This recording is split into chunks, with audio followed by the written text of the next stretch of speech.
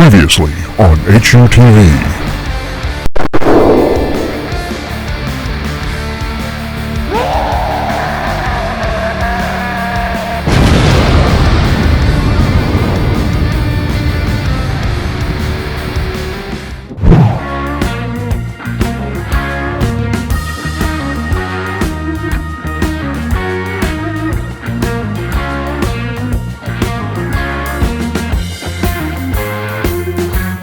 Tonight's episode, 35 Sweet Goodbyes. Hello and welcome to episode 4 of HUTV, Huntsville Utilities Television. I am Todd, joined as always by the Bonnie to my Clyde and the Jekyll to my Hyde, Amanda. Hi everybody. Of course, HUTV would not be possible without the support of our sponsors. And here with this week's sponsor is the life-size cardboard cutout of our president and CEO, Wes Kelly. This week's episode of HUTV is sponsored by Your Junk Drawer. When you need a dried up tube of superglue, broken eyeglasses, or maybe the wrong size screwdriver, check out Your Junk Drawer. Thank you, Flat Wes. You know, Amanda, it's a bit of a coincidence that this week's show is being posted to social media. Do you know why? Why? Because this week marks the 17th anniversary of the day a Harvard sophomore named Mark Zuckerberg launched a website called, at the time, the Facebook. Simply now known as Facebook, the social media network went on to become one of the most valuable companies in the world, with more than 2 billion active monthly users. And of course, it's far from the only social media network out there. Here at Huntsville Utilities, we regularly use Facebook, Twitter, Instagram, LinkedIn, YouTube, and Nextdoor. But you know, I always wondered what happened to MySpace. You know, maybe we should have a moment of silence for MySpace. Okay. If you follow us on any of our pages, one of the main things you know that we use them for are to keep you informed during a power outage. Now, we want to dive into that a little bit deeper this week, talking about how we communicate during an outage by making it today's hot topic. Like we said, Huntsville Utilities has a very active presence on social media. Yeah, it started out with just notifications, mainly just trying to get outage information out there, but now we use it for all kinds of things: energy efficiency tips, safety, community events, and traffic alerts too.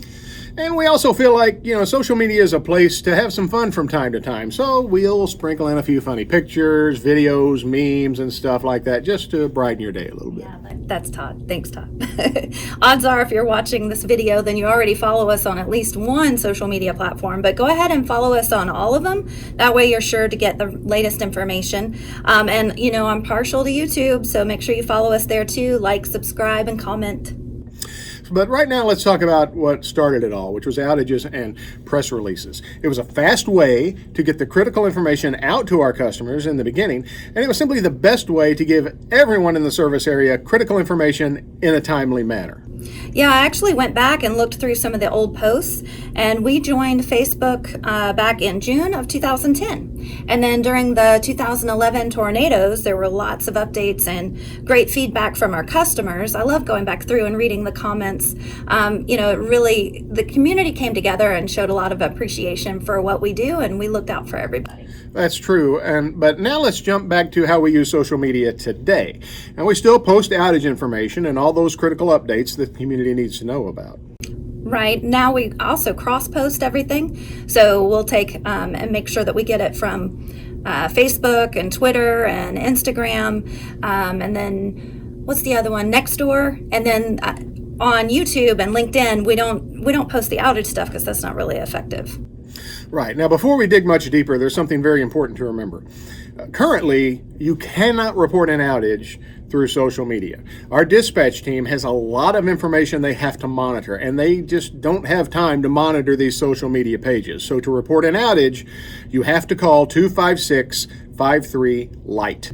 Yeah, and if you send us a message, you're going to get an automatic response that goes, hey, wait, if you're trying to report an outage, call dispatch, because, there's nothing that we can do to get to dispatch. Now, there are 2 questions we seem to get on social media almost immediately when an outage happens. What caused it? And when will the power be back on? Most of the time, the answer to both those questions is, we don't know. Yeah, once the outage happens, we post the outage, but we don't know the cause because it could it takes the lineman going out there to see what it is, if it's a car accident or if it's a squirrel or an animal, or if it's something that can't even be seen. Now, once the linemen do figure out the problem, they, of course, get to work making repairs, and sometimes that will mean radioing back and forth to dispatch to relay information and ask for supplies. Let's say, for example, a car strikes a utility pole. Depending on the type of pole and the amount of damage done, restoration could take anywhere from 1 to 6 hours. But if you've ever witnessed these guys and gals at work, you'd swear they're carrying a stopwatch just to challenge themselves. Well, right, and sometimes the holdup to even get the project started isn't even something that we can control. I mean, obviously, like in the case of a car accident, like you said, there's going to be police on site and then possibly first responders before they can even get a restoration started. Right, so as much as we know you want to know, and believe me, we want to know too, and we want you to know, there is no set answer to either one of those questions at the start of an outage. But we do closely monitor it because we want to get you the information. We want to have you informed. Occasionally we'll create a new post, but usually you can go back to the original post and we'll comment if we know what's going on. Right, because we want you to have the info, but sometimes it takes a little while to get the cause from the crew in the field and therefore post an update. So if you notice that we haven't posted an update in a little while, just be patient. Once we know, you'll know. Yep.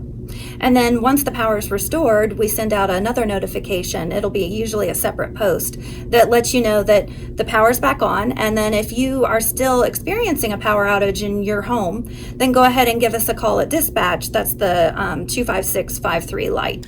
Right, because sometimes, especially in a severe weather situation, there may be damage to more than one portion of that part of the grid. And that additional damage may not come to light until the first problem is fixed.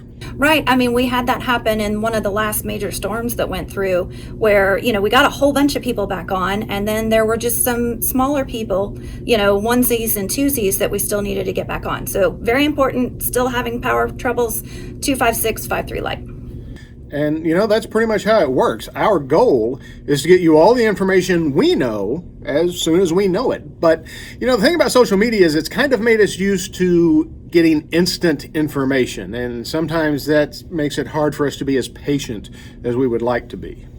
Yeah, and speaking of patience, something that we want to briefly touch on, we want our social media pages to be a place where you can get information and come to us with questions and generally interact with us and in a fun way. Right, but we do have some rules regarding social media, and the biggest one is profanity. We have a very clear social media policy which states profanity on any of our pages will not be tolerated. Now, that doesn't mean you can't be frustrated. It doesn't mean you can't voice a concern. But when you do that, just know we don't tolerate profanity, defamation, or baseless accusations. Yeah, I mean, it's so important. We have all ages that come to our channel and get information, and we want our channel to be available to all ages. So we're going to have to, hide the profanity, and we want parents to feel comfortable letting their children come to our social media. Right, all we're really asking for is a little civility, and me personally, I don't think that's too much to ask. Okay, now speaking of social media, it's time to see what you've been talking about online with comments, questions. Caitlin, welcome back, Caitlin. Why don't you tell us what you've been seeing on the interwebs since last we spoke? What's up, everybody? And it's good to be back as always. So yes, let's dive right on in, shall we? So January 21st was Squirrel Appreciation Day, and even though we don't appreciate it when they cause outages, we did give our furry friends a shout out, which led to Barb posting this picture, and she says, "Our squirrels appreciated a heated bird bath during the freezing weather. When I first looked out, he was lying on his tummy in the water, but I wasn't quick enough to get it on camera." Okay, so I want to know why the squirrels have a hot tub and I don't.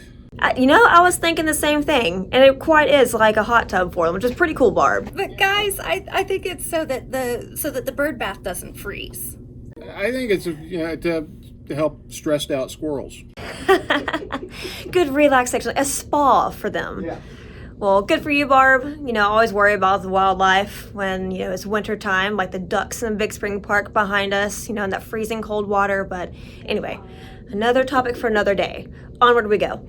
So then a few days later, we posted this pic from the U.S. Department of Energy of the DUNE project, which stands for Deep Underground Neutrino Experiment, and looks like something from Goldfinger, which prompted Jeremy to comment, "Looks like a holodeck." And the attorneys over at Jorvanen and Balch Law tweeted, "Do you want Dr. Manhattan? Because this is how you get Dr. Manhattan."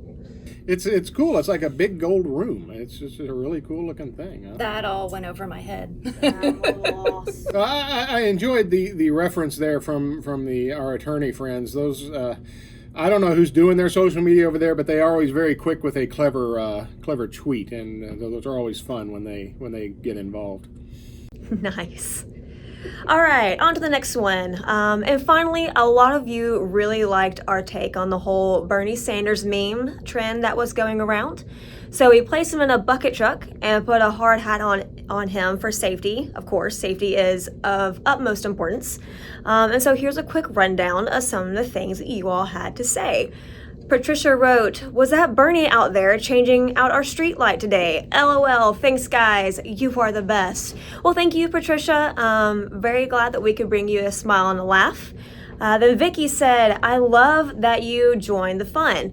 The internet is feeling the burn." Al said he replied actually with a picture of his own with Bernie out of the bucket truck and off the pole. So very well done, Al. We definitely give you 2 thumbs up to that. Yeah, I mean, it got to the point where I would be scrolling through Facebook and I would see like a picture that someone had posted, and I would just automatically assume Bernie was somewhere in it. And when I didn't see him, I was like, "What's going on?" And I'd read the caption, like, "Oh, this is an ad for something. This isn't, Oh, it's been entertaining. I feel like all week long watching these things, it's been great to see everybody chime in with their adding Bernie to videos too. Awesome. Well, as always, remember, if you have a question or if you have a comment, please post it below in this video. Even if it doesn't regard anything we've talked about today, we would be happy to answer those questions for you. And we would love to see what you think about the things that we talk about. So yeah, reach out to us. There are many ways to do so. Yeah, and actually, Caitlin, before you go, I actually have a bonus comment that I would like to interject, if you don't mind. All right, bring it on. After last week's show, which on YouTube was titled "Dude, Where's My Bill?", Brian Snyder tweeted, "They are heading home to Buffalo because they had to play Mahomes and got dominated." And I loved that because I'm a Chiefs fan, and I'm looking very forward to watching them beat Tom Brady and win another Super Bowl this weekend. This is where we enter the boom. It was I laughed out loud. I heartily did laugh. If I'd had a mouthful of coffee, I'd have done a spit take probably. Okay, thank you, Caitlin, for that. Now it's time for this week's birthday shout-out. Today's birthday is Jacob Roggeveen, born on this day in 1659. Roggeveen was a Dutch explorer who was sent to find Terra Australis, but instead found Easter Island, because he landed there on Easter Sunday, actually. He also found Bora Bora and Samoa. Now, he planned this expedition with his brother Jan, who stayed in the Netherlands. Now, this begs the question, how much work did his brother really do if his brother stayed in the Netherlands during the expedition? That's kind of like me saying I mowed the lawn because I showed my son where the lawnmower was. Anyway, of course, Jacob Roggeveen went on to greater fame and perhaps immortality as one of the guys on the old Dutch Master's cigar box. So, happy birthday, Jacob Roggeveen. I could say that all day. Jacob Roggeveen. Okay. I got nothing. It is a very interesting name. It is a very interesting name. Because when you first look at it, it looks like Jacob Roggeveen, and then I looked up how to pronounce it. It was Jacob Roggeveen. You don't have to do the like that, but I think it helps. Say with some gusto. Yeah, I'm sure he would want it said that way. Okay, so guests on HUTV receive a copy of the HUTV home game. It's handy for mom, dandy for dad, fun for kids of all ages. Rinses clean in any dishwasher and stores flat in any drawer. The HUTV home game. Does anybody have anything they want to add before we go? No. I think I'm good. This is episode 4, and nobody has ever had anything they wanted to add before we go. Well, we covered all kinds of social media. I'm excited to see what people say. I'm just saying I'm going to stop asking if no one's ever going to have anything to ask. Okay, so until next time, keep sending us your questions and comments, and we'll be back next week with another episode. For Amanda, Caitlin, Flat Wes, and all of us at HUTV, thanks you for watching, and remember, you can't spell utilities without you.